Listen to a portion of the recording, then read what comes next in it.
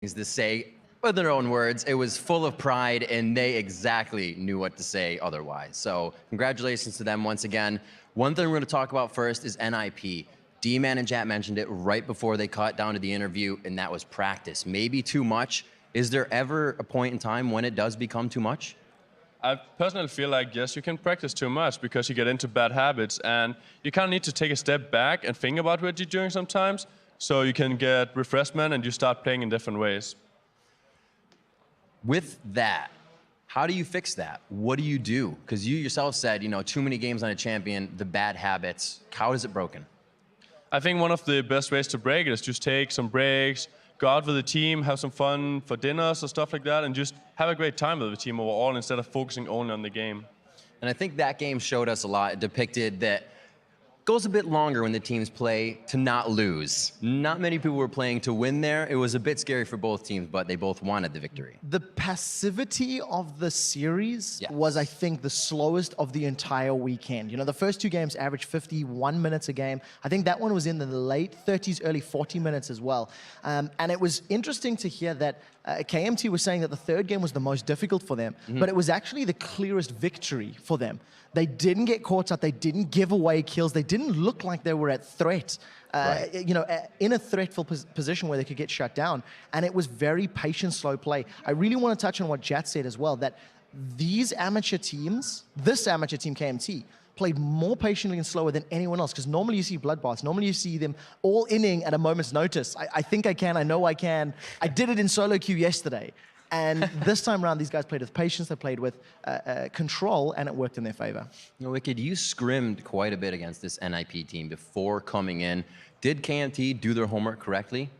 I believe they did incredible homework, because one of the heroes that really we had a tough time against was Gragas. Then we played against them. Like, Gragas used to dominate in the jungle. Hugabot was really good on Gragas, and we just didn't know how to handle it. So then banning Gragas definitely shows that they did their homework.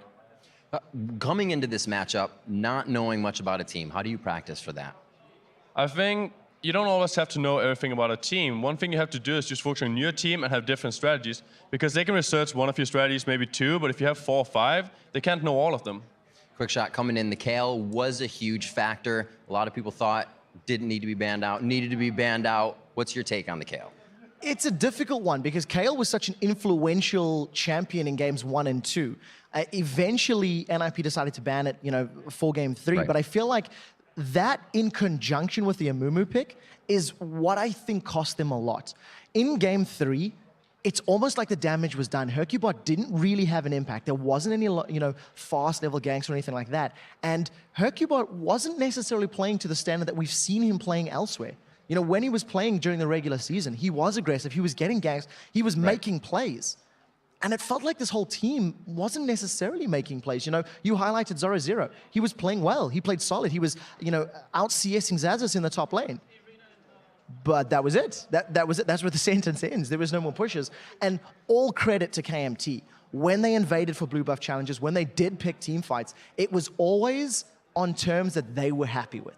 There was very few times that you felt KMT got caught with their pants at their ankles, because they had good vision, they were roaming well, and if you play slow and passive, the chances of being caught are significantly less. But again, it was just the KMT countered what NIP were doing today, and I feel NIP really needed to get faster go picks earlier in the series. Wickd, if in this situation as NIP just was, what would your pick have been if you were able to get it? Would it have been Super Hot Crew or KMT?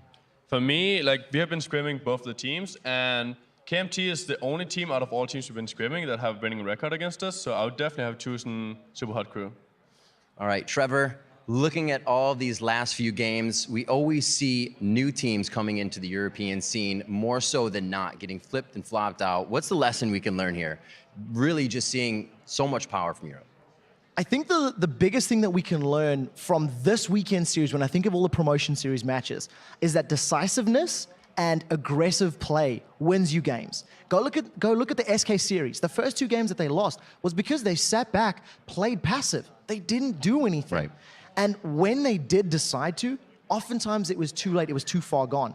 They look at the KMT games, they played passive, they played slowly. And at 25, 30, 35, 40 minutes, depending on when they wanted, they hit the go button, they won a team fight, and they won the game. You know, very CLG EU last year-esque, you know, get to that late game and win a fight. And I think what the teams need to learn to do is figure out at what point they can actually win those fights, take those objectives, and then push it through. The earlier, the better. But if your opponents are playing slowly, hey, play slowly too. You know, play into your opponent if you can.